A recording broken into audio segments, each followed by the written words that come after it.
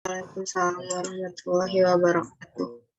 Oke, selamat pagi. Mudah-mudahan kita semua selalu dalam keadaan sehat dan selalu dalam perlindungan Tuhan. Dua minggu lalu kalian sudah melaksanakan PTS dan PH juga. Kemudian minggu kemarin kita minta kalian untuk menyelesaikan tunggakan tugas. Namun ternyata Bu Fita cek masih banyak tunggak tugas. Silahkan dibereskan. Bu Fita nggak mau ngejar-ngejar lagi. Kemudian kita hari ini akan belajar bab baru, karena setelah PTS ini masih ada 2 bab, yaitu laju reaksi dan kesetimbangan. Jadi hari ini kita langsung belajar bab baru saja. Bu Fita harap kalian sudah download materi belajar di GCR. Bu Fita posting buku BSE dan handout. Untuk handout seperti biasa, sebaiknya mungkin kalau punya printer di rumah bisa di-print gitu ya, karena akan lebih enak mempelajarinya. Dan seperti yang Bu Fita sampaikan sebelumnya kemarin, di bab ini Bu Fita akan minta kalian mengumpulkan catatan lagi. Gitu ya. Jadi semester ini Bu Fita akan minta kalian mengumpulkan 2 catatan, yaitu catatan hidrokarbon yang kemarin, sama catatan laju reaksi. Oke, Bu Fita langsung share screen.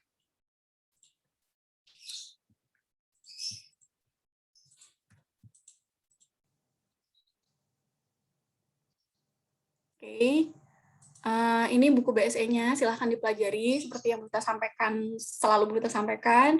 Jangan mempelajari hanya dari handout-nya saja, tapi dari buku BSE atau buku yang kalian punya di rumah atau sumber-sumber lain. Ya, kemudian ini handout, seperti biasa kita fokus belajar dari handout saja. Nah, kelihatan ya PDF handout Bu Fita? Kelihatan, Bu. Oke, kelihatan ya, Nak ya.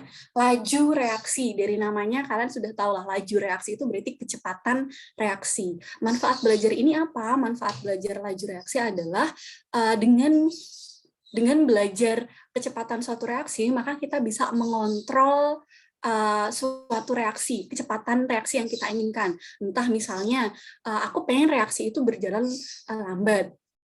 Tentunya berkaitan sama reaksi-reaksi yang mungkin merugikan gitu ya, kayak misalnya laju reaksi pembusukan makanan, kan ingin berjalan lambat gitu kan kalau pembusukan makanan. Atau aku ingin laju reaksi itu berjalan cepat, misalnya laju pematangan buah. Kalau tukang-tukang buah nih biasanya dia pengen buahnya cepat matang biar cepat bisa dijual gitu kan.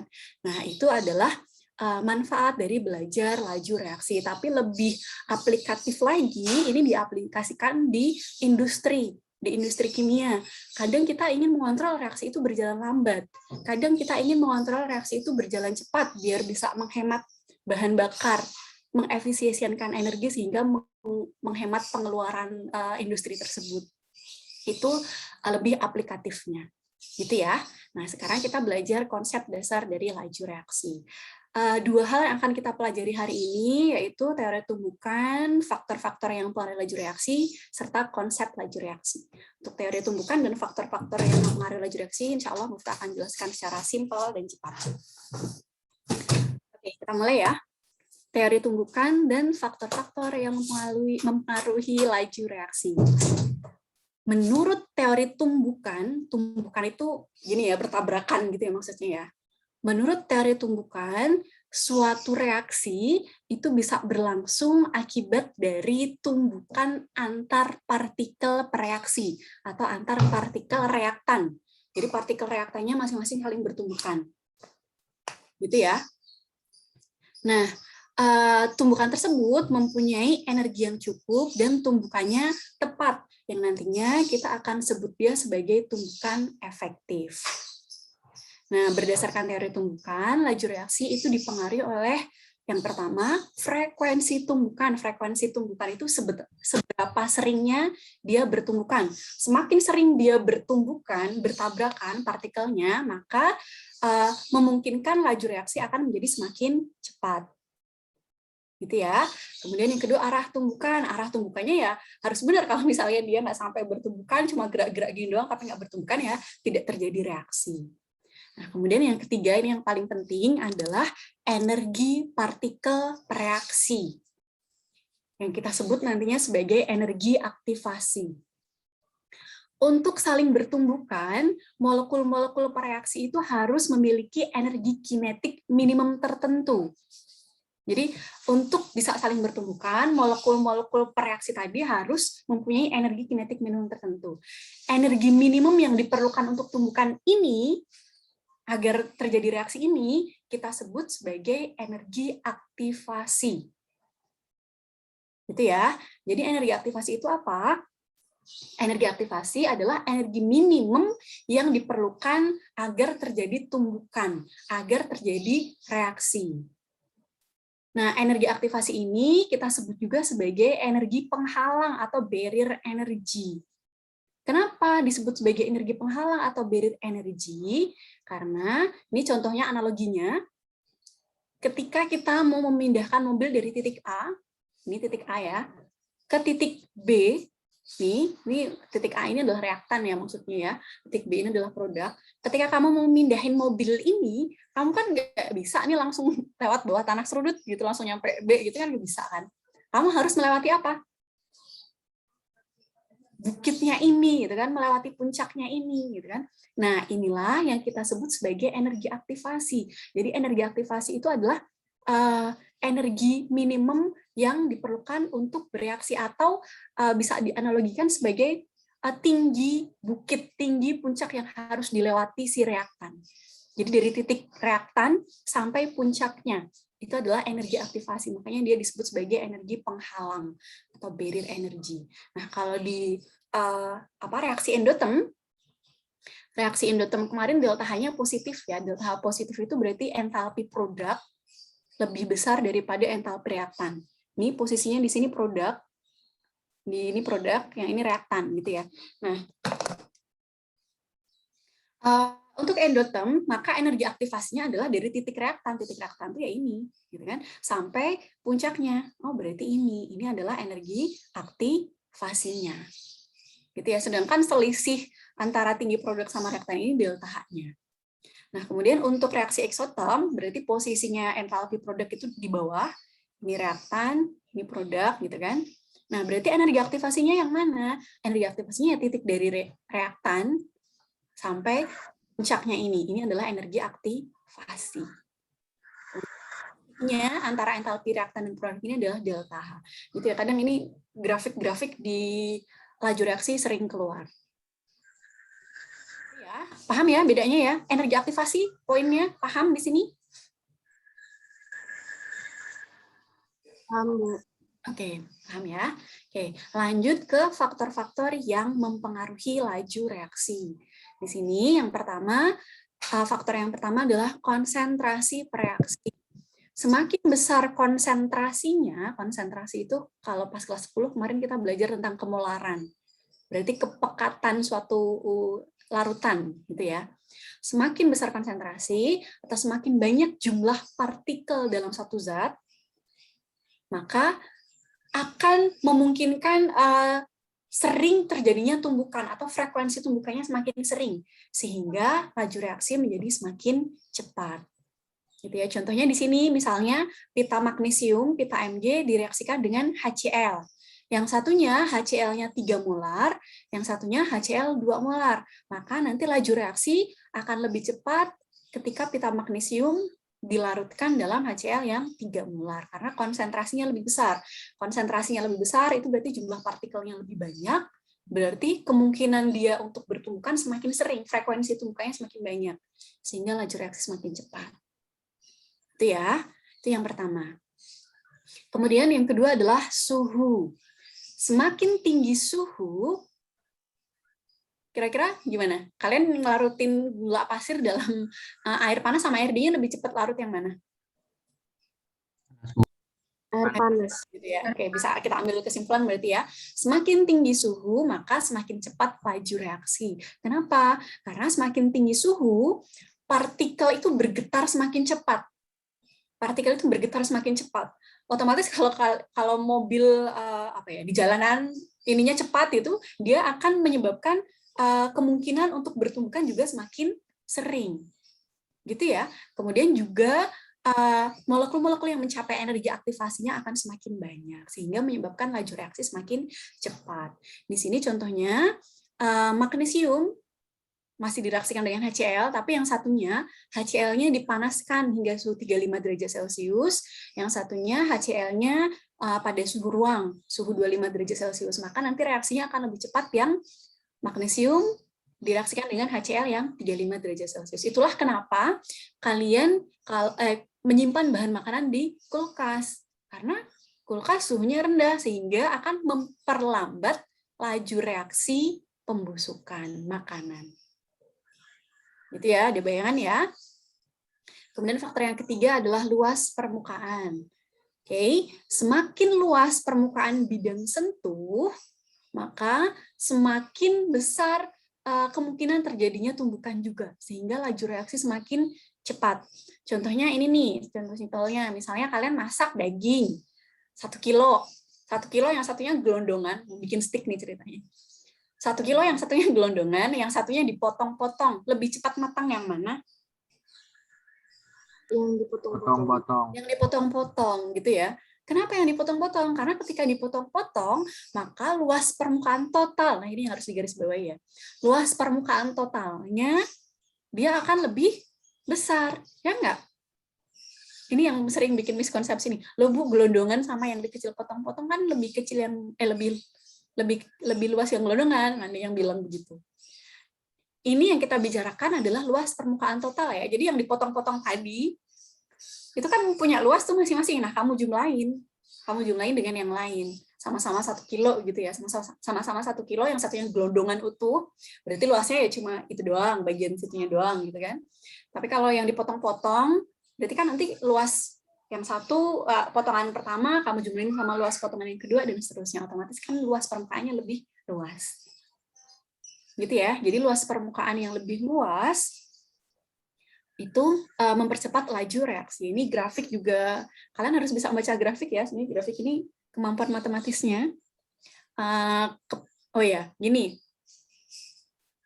Makanya kenapa kalian kalau makan obat mah itu kan dikunyah dulu. Gitu kan? Kenapa dikunyah? Karena biar luas permukaan bidang sentuh si obat itu lebih luas, sehingga laju reaksi si obat lebih cepat bereaksi dengan asam lambung di lambung gitu ya. Nah, kepingan halus sama kepingan kasar otomatis luas sama-sama 1 gram ya misalnya ya, jumlahnya sama.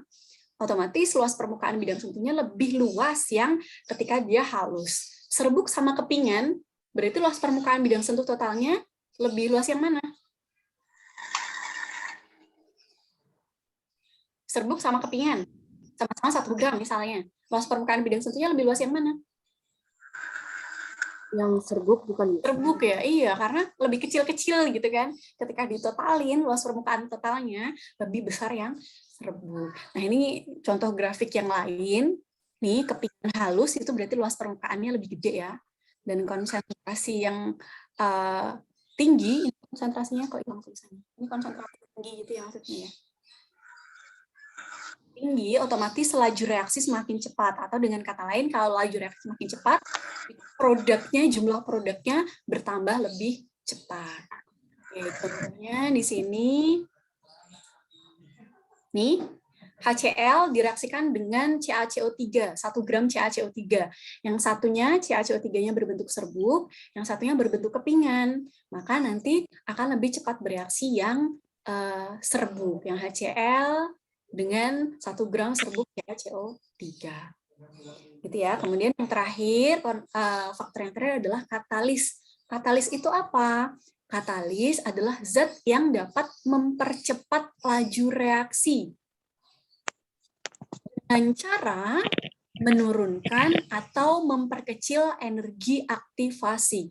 Jadi dia bisa mempercepat laju reaksi dengan cara memperkecil energi aktivasi. Ini grafiknya nih. Ini kamu lihat, yang biru ini adalah reaksi tanpa katalis. Maka energi aktivasinya kan segini nih. Nih. Ini yang tanpa katalis kan berarti energi aktivasinya segini nih, tinggi gitu kan. Ketika dia ditambah katalis, maka energi aktivasinya akan lebih kecil. Jadi tinggi puncaknya atau tinggi penghalangnya akan lebih rendah, lebih kecil, sehingga memungkinkan laju reaksi semakin cepat. Gitu ya, itu juga sering keluar katalis, itu kenapa bisa mempercepat laju reaksi karena dia memperkecil energi aktivasi, memperkecil barrier-nya, penghalangnya, sehingga laju reaksi akan semakin cepat. Oh ya, walaupun ditambah katalis, tapi nilai delta H perubahan entalpinya tetap ya. Ini kamu bisa lihat dari grafik, berarti delta H-nya kan dari sini nih. Gitu kan, delta H-nya tetap. Jadi walaupun ditambah katalis, yang berubah ya hanya laju reaksinya, tapi untuk delta H-nya tetap. Gitu ya, itu tadi adalah faktor-faktor yang mempengaruhi laju reaksi. Sampai sini ada pertanyaan? Aman? Kita lanjut ke contoh-contohnya. Lanjut ya. Oke, ini contohnya yang pertama, bisa kalian simak. Ini ada percobaan. Percobaan 1, 2, 3, 4. Kamu disuruh menebak yang mana yang paling cepat bereaksi. Ini udah ada jawabannya ya. Nih, paham kenapa ini percobaan keempat yang paling cepat? Paham ya? Karena ini berarti konsentrasinya lebih besar. Ya, konsentrasinya besar sama juga luas permukaan. Serbuk, larutan, kepingan itu kan terkait luas permukaan gitu ya. Luas permukaan larutan itu lebih besar daripada si serbuk, lebih besar daripada si kepingan. Itu makanya si obat mah itu kan ada yang bentuknya juga udah cair gitu ya. Nah, ini bentuknya larutan berarti luas permukaannya besar, kemudian konsentrasinya juga besar, walaupun suhunya sama. Ini berarti variabel kontrol ya. Ya, di soal-soal begini juga sering keluar nih variabel kontrolnya siapa, bebasnya siapa, terikatnya siapa. Masih inget ya itu ya? Masih inget lah ya. Nanti biasanya sering keluar di materi laju reaksi untuk variabel-variabel itu. Ini kenapa percobaan keempat paling cepat.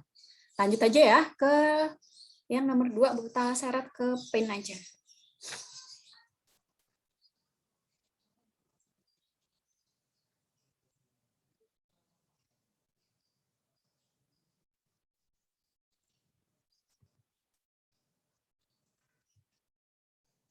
Oke, silahkan dibaca dulu dalam hati soalnya.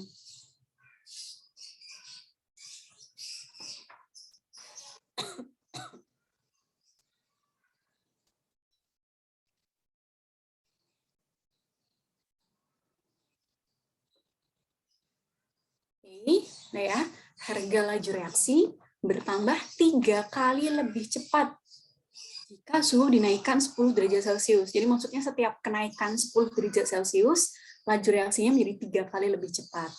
Reaksi A tambah B menghasilkan C mempunyai laju reaksi 2x mol per liter detik pada suhu 15. Jika reaksi tersebut dilakukan pada suhu 75, tentukan perubahan laju reaksinya. Oke, ini kita ke ini dulu ya, satuannya ya. Tapi nanti kita nggak paling kita sampaikan dulu. Habis ini kita belajar konsep laju reaksi juga. Satuan dari laju reaksi, karena laju reaksi itu nanti pengertiannya adalah perubahan konsentrasi per satuan waktu. Satuan dari laju reaksi itu adalah molar per detik atau molar per second. Gitu ya. Molar sendiri, kemolaran itu rumusnya adalah mol dibagi volume gitu kan. Berarti mol dibagi liter per second atau per detik. Jadi nanti kalau misalnya ada yang menuliskan begini benar, yang menuliskan begini juga benar, atau kalau di fisika nih, gini kan, mol L-1, S pangkat -1, begini juga benar. Itu ya satuan dari laju reaksi ya. Nanti kita bahas sih setelah ini, kita belajar konsep laju reaksi. Oke, kita balik ke soalnya. Harga laju reaksi bertambah 3 kali lebih cepat. Oke. Pada suhu 15 derajat Celcius, ini kecepatannya adalah 2x mol per liter detik. Kamu ditanya pada suhu 75 derajat Celcius, kecepatannya berapa mol per liter detik? Gitu nggak yang ditanya maksudnya? Gini kan yang ditanya kalau pada suhu 15 2x, kalau pada suhu 75 berapa molar per second atau berapa mol per liter detik, gitu kan? Nah, kamu lihat clue-nya di sini.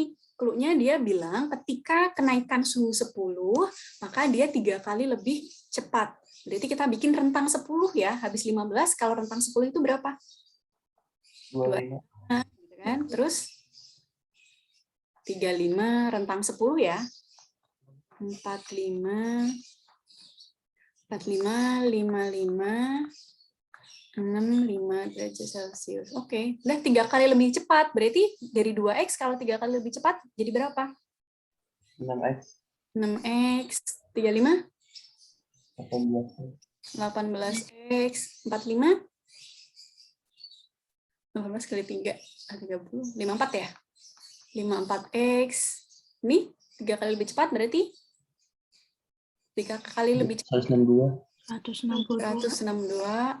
Coba kita ngikut ya, kita nggak hitung. 162 kali 3, 486. 486. Nih kali 3, 14. 14, 1458. 1458. Oke, Buta ngikut ya, Buta nggak ngitung ya. Oke, jadi pada suhu 75 derajat Celcius berarti 1458 X mol per liter detik. Gitu ya. Ini kayaknya bisa dihitung secara matematika pakai apa sih? Baris deret geometri ya kalau nggak salah ya. Tapi kita lupa juga, terserah pokoknya bebas kalian mengerjakannya gimana yang penting ketemu. Mau manual begini juga boleh, atau mau apa sih kalau di matematika bener ya? Deret geometri kalian udah pernah belajar kan? Deret aritmatika ya, Bu? Aritmatika dan geometri gitu kalau nggak salah judulnya. Udah kayaknya deh. SMP bahkan kayak dulu Bu Vita SMP kelas 3 belajar ini. Cuman di SMA ada lagi, cuman kayaknya lebih ribet gitu. Bu Vita masih inget nih di SMP belajar. Gitu ya. Gampang ya, manual juga boleh. Oke, silahkan boleh di screenshot. Sudah di screenshot? Kita ke nomor 3E. Tadi Bu Vita unit ya?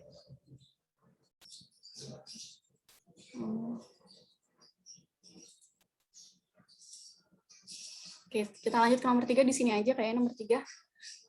Tiap kenaikan 20 derajat Celcius, laju reaksi menjadi 2 kali lebih cepat. Jika pada suhu 20 derajat Celcius, itu 32 menit, kamu ditanya pada 80 derajat Celcius, berapa menit? Gitu kan yang ditanya?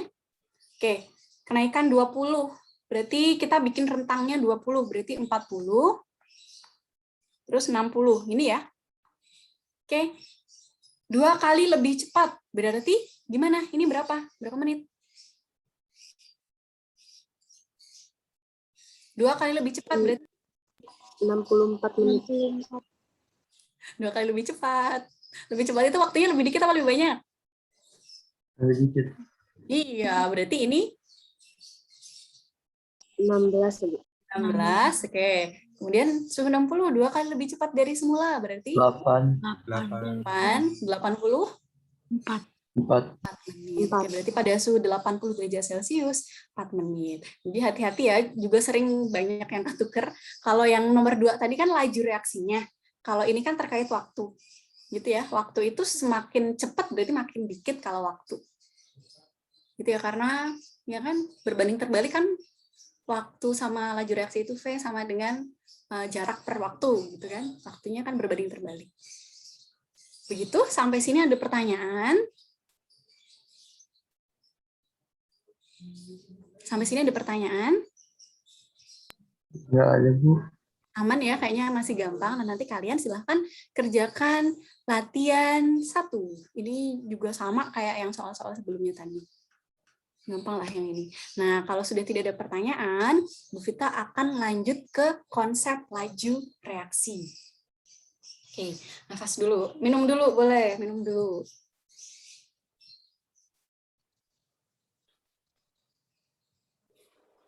Oke, kita ke konsep laju reaksi. Laju reaksi itu bahasa gampangnya adalah cepat atau lambatnya reaksi itu berlangsung atau kecepatan suatu reaksi gitu ya. Nah, kalau misalnya secara matematis atau secara kimia, laju reaksi gini deh. Reaksi itu kan berarti terjadi perubahan dari reaktan menjadi produk. Dengan kata lain, reaktan itu makin lama-kelamaan seiring berjalannya waktu akan semakin berkurang atau bertambah kalau reaktan.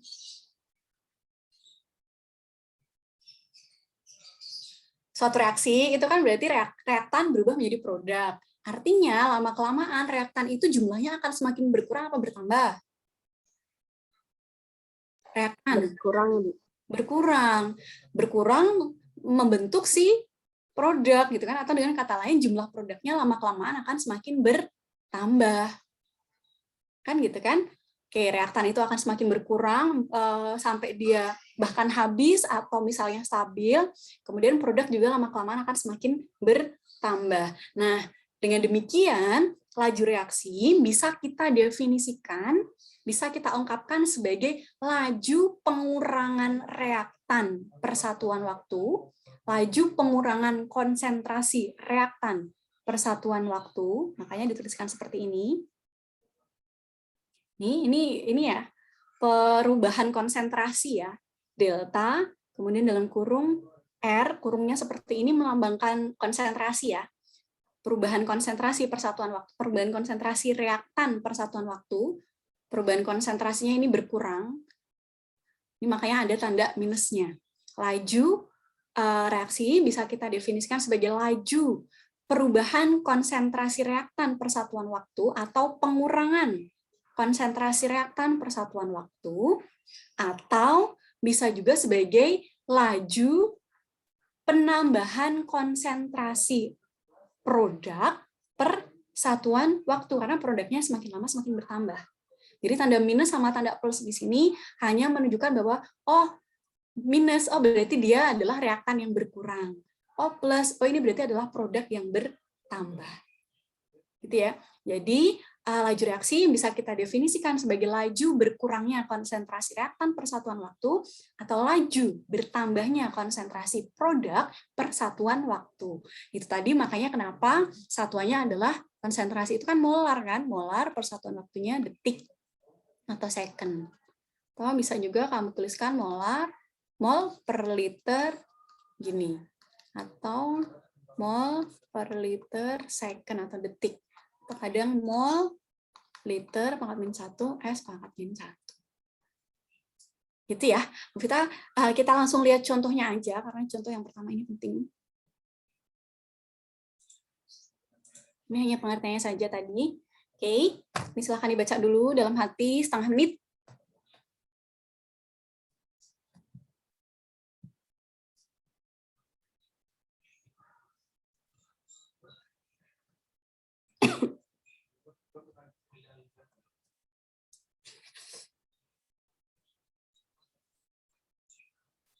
Oke, di sini ada persamaan reaksi 2SO2 ditambah O2 menjadi 2SO3.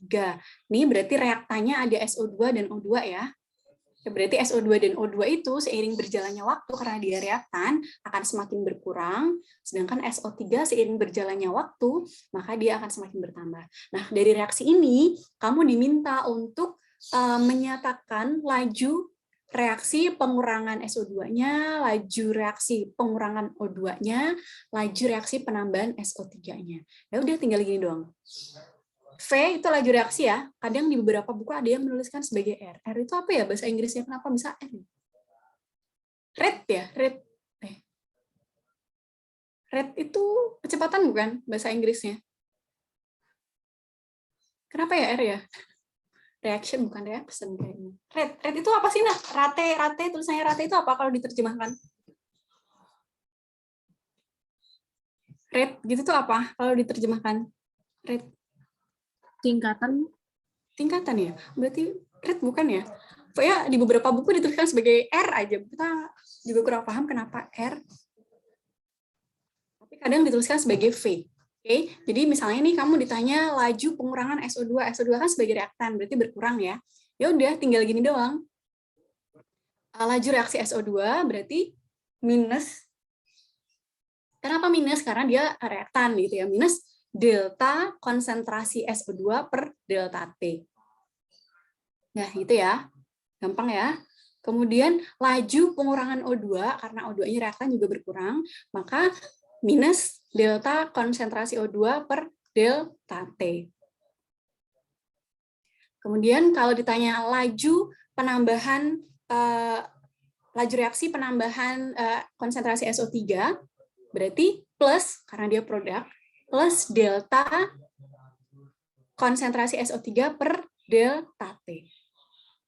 Dah. Gitu doang ya. Jadi kalau misalnya disuruh mengungkapkan perubahan laju reaksinya bisa diungkapkan dengan karena ada 3 komponen di sini, gitu kan? Maka bisa kamu tuliskan sebagai ungkapan laju reaksinya 3 ini. Nah, kemudian ini poin yang penting, bagaimana hubungan antara ketiga komponen tersebut. Nah, di sini dibilang hubungannya adalah ketika dia di 1 per koefisiennya, maka nanti nilainya sama. Ini ya, 1 per koefisien dari masing-masing komponen, nanti nilainya sama. Nih, kamu lihat di sini, SO2 di sini koefisiennya berapa? 2. 2, berarti 1 per 2 laju reaksi dari SO2 itu sama dengan, di sini O2-nya koefisiennya berapa? 1. 1, berarti 1 per 1. 1 per 1 laju reaksi O2, berarti sama aja 1 gitu ya, sama dengan SO3 koefisiennya berapa di sini? 2. 2, berarti 1/2 laju reaksi SO3. Nah, ini penting nih hubungan antara laju reaksi masing-masing komponen. Ketika dia diseperkan, seper koefisien, maka nanti nilai laju reaksinya sama. Nah, dulu nggak sampai sini. Ada contoh soalnya di bawahnya yang kaitannya sama ini. Nah, dulu ya. Ini ya, poin penting ya. Ini sama ini nih. Pokoknya ketika dia di 1 per koefisien, maka nanti laju reaksinya sama. Oke, biar lebih. Nah, kita lihat contoh yang keduanya. Contoh yang keduanya nggak ada pembahasannya, nanti di screenshot. Kita seret aja ya ke Paint.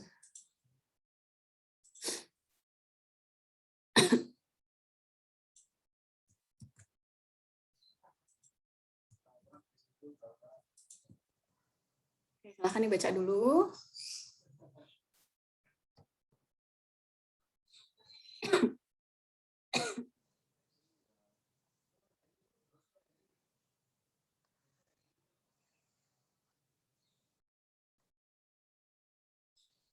Udah dibaca?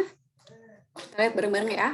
Dalam ruang 5 liter dipanaskan gas N2O4 sebanyak 0,8 mol sampai suhu tertentu hingga terurai menjadi NO2. Jadi kalau kita bikin persamaan reaksinya, ini N2O4 berubah menjadi NO2 gitu kan maksudnya? Kita setarakan ya. Oke, N di sebelah kiri 2, di sebelah kanan baru 1. Berarti gimana nih biar setara? Dikali 2. Iya, ini dikali 2 ini ya. Oke, ini udah setara ya. Oke, jika setelah 4 detik dalam ruang tersebut terdapat 0,6 mol gas NO2, berapakah laju? Oke, berarti ini bikin MRS. Mula-mula reaksi sisa atau setimbang. Nanti pas kita belajar bab selanjutnya, ini kita nyebutnya sebagai setimbang gitu ya. Tapi ini sisa dulu aja atau akhir. Oke, ini di sini volumenya 5 liter. Kemudian sebanyak 0,8 mol N2O4. Berarti ini posisinya di mana? 0,8 bisa tuliskan di mana? Di M-nya. di NO2 apa di N2O4? N2O4. Iya, gitu ya. Di sini di mula-mulanya atau di awalnya ini 0,8 mol. Kemudian NO2-nya awalnya nggak ada. Oke, jika setelah 4 detik di ruang tersebut terdapat 0,6 mol gas NO2, 0,6 molnya di mana nih? Setelah 4 detik di ruang tersebut terdapat 0,6 mol gas NO2. Berarti posisinya di mana? Kita nulis di NO2 ya. Di bagian apa? RS. Di S bukan, Bu? Iya, di S, di akhir atau di bagian sisanya. 0,6 mol kan gitu kan. Yang sini itu berkurang. Oke, berarti kita bisa isi ya. Di sini berarti NO2 yang bereaksi berapa? Kalau awalnya nggak ada, terus 0,6 mol, berarti artinya yang bereaksi adalah kebalik Bu Vita. Ininya. Nah, berarti di sini adalah ini yang bereaksi adalah awalnya nggak ada. 2,6. 0,6. Oh, lupa ya begini ya. Ini kemarin stoikiometri. 0,6 mol. Oke. Nah, sekarang kita ngisi sebelahnya bisa ya. Kamu lihat koefisiennya. Koefisien 2 0,6. Maka ini koefisien 1 di sini berapa? 0,3. 0,3. Itu ya, paham ya? Ini berarti misalnya di akhir 0,5 mol. Oke. Kemudian udah 4 detik waktunya. Oke. Oke, kamu ditanya 2 hal ya di sini ya.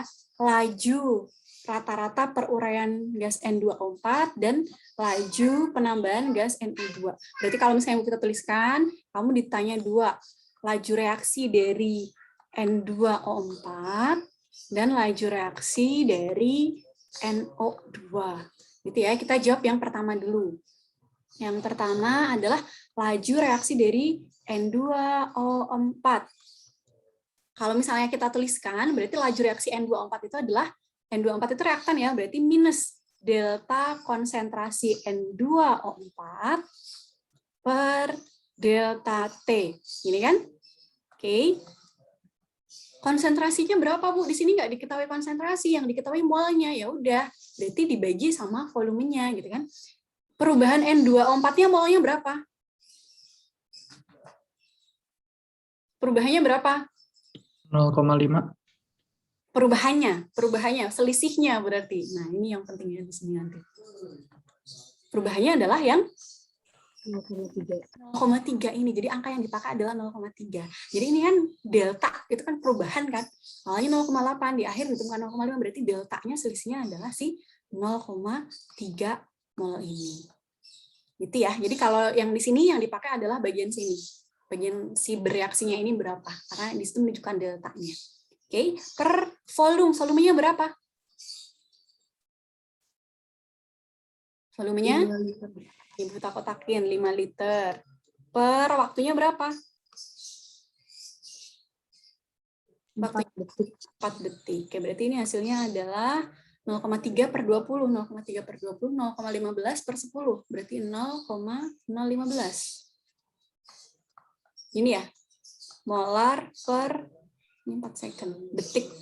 Molar per second atau mau dituliskan mol per liter detik juga boleh.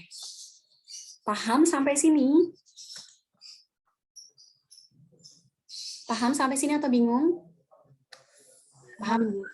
Oke, yang B kita bisa ngerjain dengan 2 cara. Yang B kita bisa kerjain dengan 2 cara.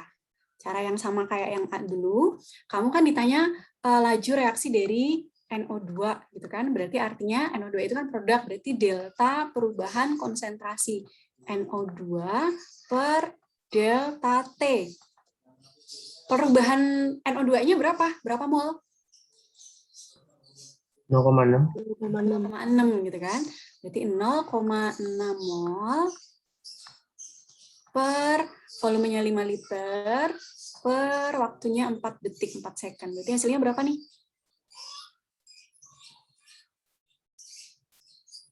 Hasilnya adalah 0,6 per 20, 0,3 per 10, berarti 0,03 molar per second.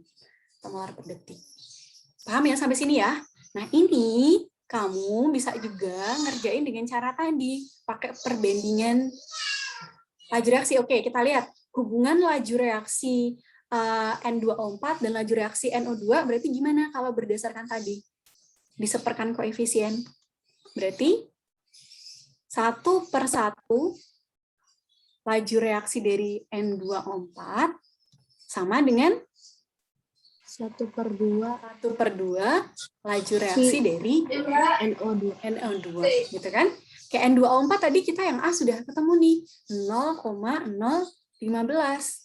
Berarti kita bisa nyari laju reaksi dari NO2-nya gitu kan. Berarti VNO2-nya atau laju reaksi dari NO2-nya adalah 0,015 kali 2. Hasilnya adalah 0,03. Sama ya, molar per second. Jadi kalau misalnya laju reaksi yang satu sudah diketahui, kamu bisa mencari laju reaksi yang lain dengan hubungan tadi nih. Diseperkan koefisien, nanti nilai laju reaksinya sama. Sampai sini ada pertanyaan? Halo, ada pertanyaan kah? Aman ya kayaknya ya kalau nggak ada pertanyaan ya. Jadi ketika kamu laju reaksinya yang satu sudah diketahui, kamu bisa mencari laju reaksi dari komponen yang lain. Untuk tanda plus minusnya ini gimana Bu? Tanda plus minus hanya mencerminkan bahwa oh minus itu reaktan, reaktannya berkurang. Oh plus itu produk, produknya bertambah. Gitu ya. Jadi ini tadi kalau aku masukin hasilnya minus dong Bu gitu. Udah nggak usah dimasukin itu sementara. Pokoknya tanda minus sama plus itu hanya menunjukkan bahwa minus reaktan oh berkurang. Plus produk oh bertambah gitu doang. Itu sampai sini ada yang mau ditanyakan dulu sebelum kita lanjut ke contoh 3. Aman ya kayaknya ya. Halo, nah. Aman ya? Aman. Oke. Oh, ini contoh ketiga nih. Ini aja udah ada jawabannya di sini. Yang nomor 2 tadi mau di screenshot dulu nggak? Silahkan di screenshot dulu nomor 2. Kalau nggak sempat nyatet silahkan di screenshot dulu.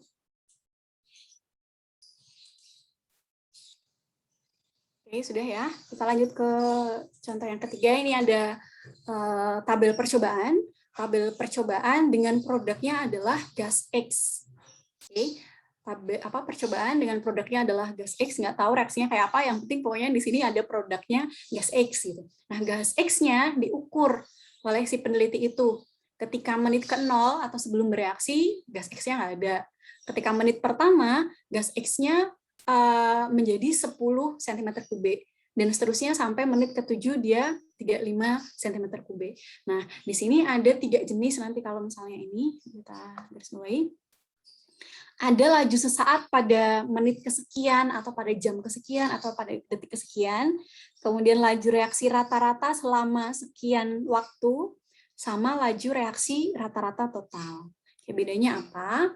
Oke, yang pertama, kalau kamu ditanya laju sesaat pada menit ke-1, laju saat pada menit kedua, laju saat pada menit ketiga, atau hari atau jam kesekian, atau detik kesekian. Nah, maka kamu selisihkan dengan waktu sebelumnya. Kamu selisihkan dengan waktu sebelumnya. Jadi misalnya nih, kamu ditanya laju saat pada menit ketiga. Nih, menit ketiga, kamu selisihkan dengan waktu sebelumnya. Waktu sebelumnya berarti adalah menit kedua. Berarti 26 kurangi 19, itu kan deltanya, selisihnya. Gitu kan? 26 kurangi 19, itu deltanya. Per delta waktunya berapa? 3 kurangi 2. Berarti hasilnya adalah 7/1. Hasilnya adalah 7. Gitu ya, diselisihkan dengan waktu sebelumnya.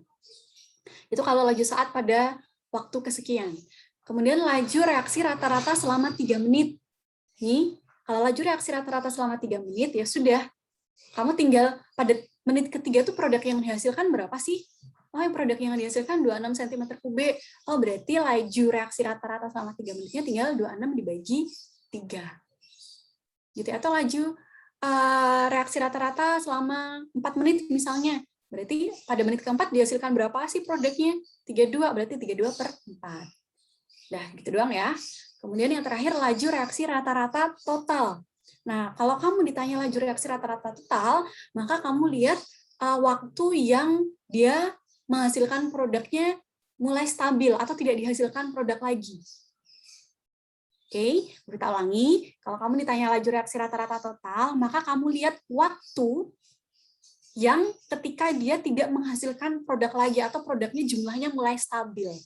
Ini pada waktu keberapa? Menit keberapa nih? Yang produknya mulai nggak nambah lagi atau mulai stabil? Menit ke-5, 6. Iya. Pada menit ke-5 dihasilkan 35. Menit ke-6 kok tetap 35 ketika diukur? Berarti kan tidak terjadi penambahan ya. Menit ke-7 tetap 35 ketika diukur. Oh, berarti laju reaksi totalnya kamu lihat pada menit ke-5. Jadi tinggal ya udah 35 dibagi waktunya 5. 35/5 hasilnya 7. Dah. Gitu ya. Ada pertanyaan? Ini udah selesai latihan soalnya, contohnya. Ada pertanyaan?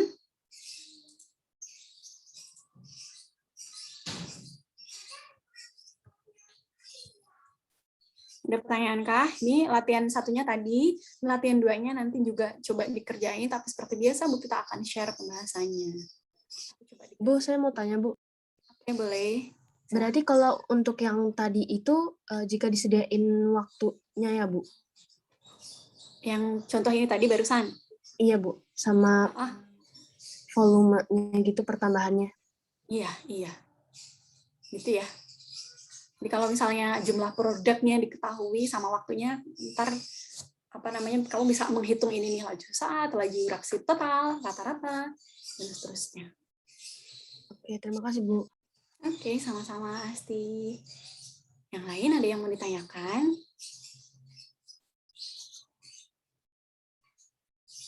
Nih kayaknya seru nih latihan soalnya. Kita juga belum ngerjain sih. Asal ngopi aja ya. Nanti ya kita coba kerjain setelah ini. Oke, udah itu ada yang mau ditanyakan lagi? Ada yang mau ditanyakan lagi kah?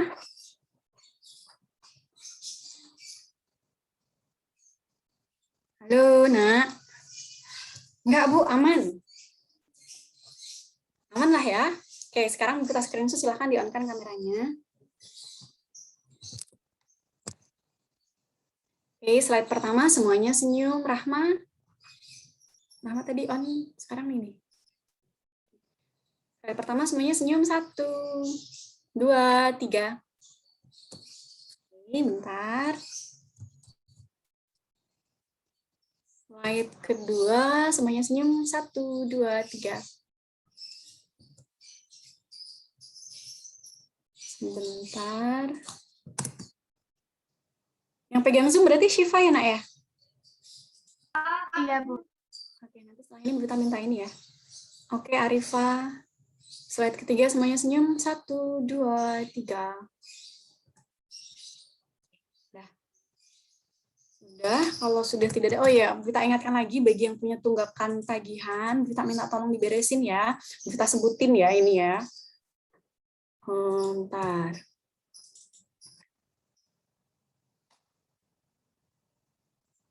Untuk MIPA 7 yang masih punya tunggakan tagihan adalah Benodi ada di sini, Nak. Benodi. Apakah kamu di sini? Benodi hadir nggak? Benodi belum susul. Benodi nggak ada, Bu. Oke. Belum susulan PH1, PH2, Alif Zehan. Alif Zehan PH1-nya coba deh dicek lagi remedialnya, Nak. Diulangi ya. Minta tolong bantu ajari teman. Udah di-upload ulang kah? Alif Zehan emang sudah ngumpulin, cuman begitu cek, waduh ini apaan? Dicek lagi, coba minta ajarin temen nggak apa-apa, gitu ya Alif Zehan. Kemudian catatannya Arifa tadi ada ya di sini ya. Benodi, Guntur ada di sini. Ada, Bu. Ada. Rifki sama Syarif ada di sini. Ada, Bu. Ada. Ini catatan dari kapan tahun? Ini kita udah mau catatan kedua nih. Ya Allah, Nak Bita tuh yakin, Bita nggak minta kalian nyalin dari buku teks, yang ngapain juga nyalin dari buku teks, ribet banget. Kalian bener-bener yang kayak catatan kalian, kayak apa ya, latihan soal yang udah kita bahas, itu catatan. Not kecil di handout itu catatan. Bita minta tolong di-scan ya, Nak ya.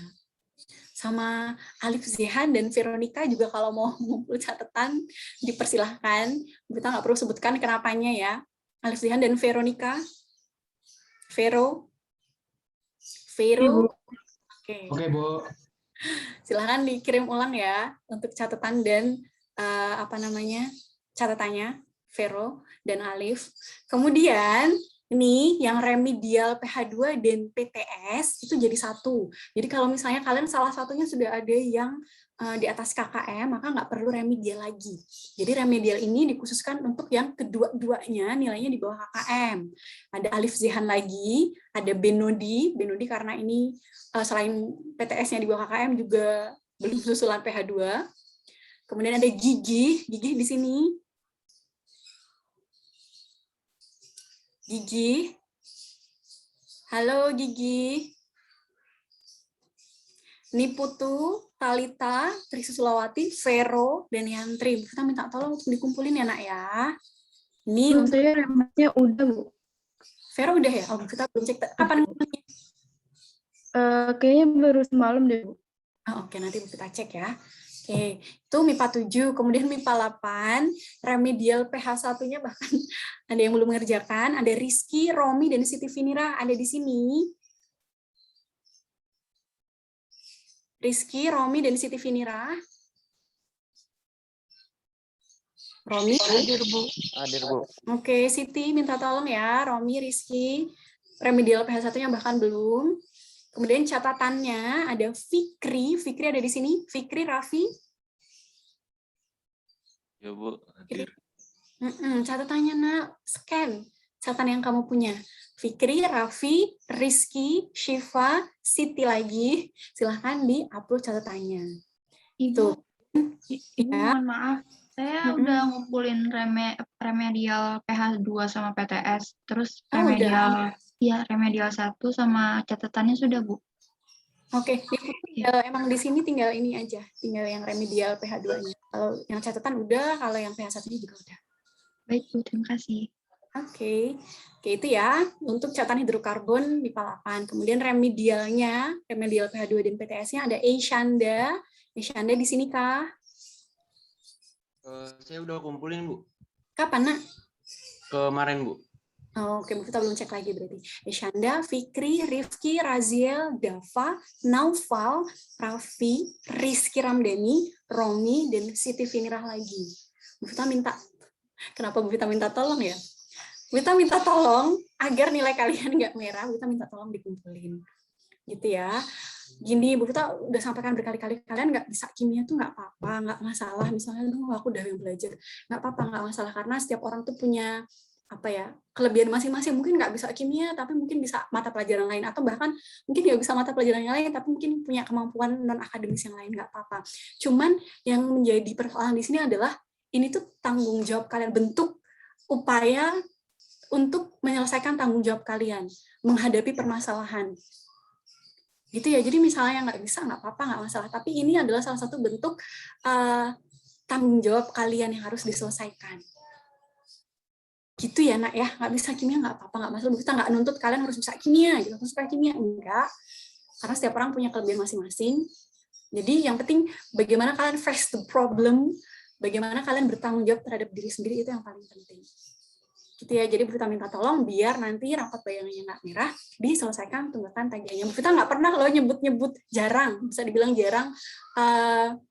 Bu Vita karena menganggap nilai itu privasi, jadi makanya Bu Vita bahkan nilai itu Bu Vita ini di JCR kalian masing-masing, nggak bisa dilihat orang lain gitu kan, karena Bu Vita anggap itu privasi. Jarang Bu Vita menyebutkan yang punya tunggakan di forum.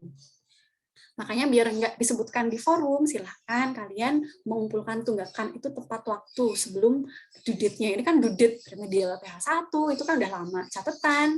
Bahkan 1 hari kemarin, minggu kemarin Bu Vita minta kalian untuk menyelesaikan tunggakan tagihannya, cuman ternyata progresnya nggak banyak, hanya 1-2 yang selesai habis itu tunggakan tagihannya. Gitu ya. Oke. Begitu Bu Vita akhiri untuk hari ini. Bu Vita nggak marah ya ini. Bu Vita nggak marah-marah, Bu Vita hanya mengingatkan saja, karena ini adalah salah satu bentuk tanggung jawab kalian. Oke, Bu Vita akhiri untuk hari ini. Terima kasih. Silahkan dikerjakan latihan 1 dan latihan 2-nya, nanti Bu Vita share pembahasannya. Bu Vita akhiri, akhirul kalam, wassalamualaikum warahmatullahi wabarakatuh. Waalaikumsalam warahmatullahi wabarakatuh. Terima kasih, Bu. Sama-sama. Waalaikumsalam, makasih, Bu.